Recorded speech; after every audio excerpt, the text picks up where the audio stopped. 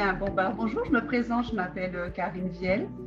Je viens témoigner en fait par rapport à ce qui se passe à mon travail. Ce n'est pas un tableau exhaustif des maladies désignées comme étant affections de longue durée, mais ça donne quand même une image de l'existence sur notre territoire.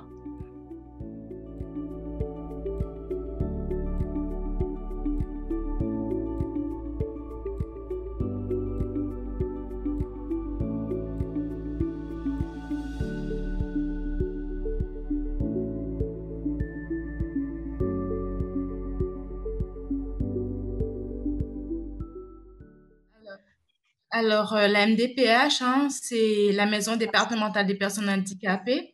Il y en a une par département. Elle a pour mission l'accueil, l'information, l'accompagnement et le conseil des personnes en situation de handicap ainsi que de leur famille et de sensibilité au niveau du handicap.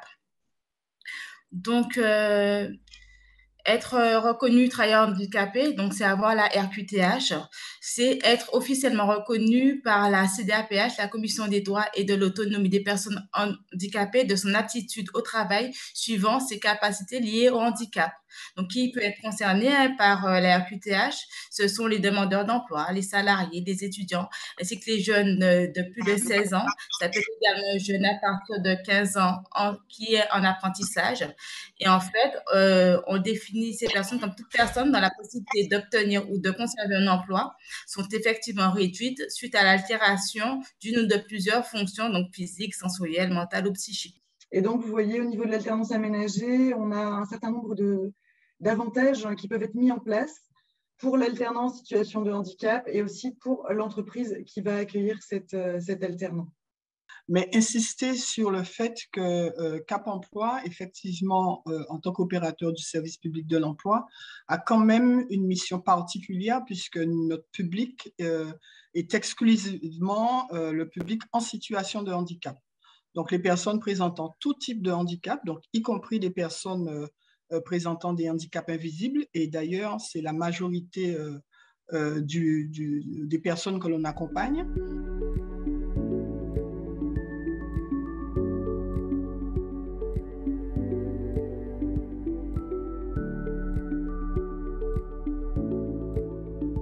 Donc, la BGE fait partie d'un réseau national. Donc, c'est un des premiers réseaux nationaux en termes de création d'entreprise qui existe depuis une quarantaine d'années sur notre territoire national.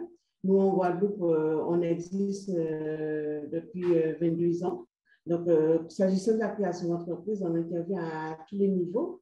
Donc, on intervient, donc, on accueille donc, la personne qui a juste l'idée de créer son entreprise et qui cherche à travailler cette idée, cherche à savoir si c'est une bonne idée ou pas. Pour la création et la reprise, alors plutôt pour la création d'entreprise, vous avez également l'Association pour le droit à l'initiative économique, l'ADI, qui est en plusieurs points sur le territoire, notamment à Morne-à-l'Eau, à Basse-Terre et il y a un autre point, Nord-Grande-Terre, Nord-Basse-Terre, qui propose également un accompagnement pour les créateurs d'entreprises. Et dans ce cadre-là, les associations peuvent prétendre notamment à un système de prêt pour peu que le projet porte sur une initiative économique. On a ces dispositifs en France, donc il faut les utiliser.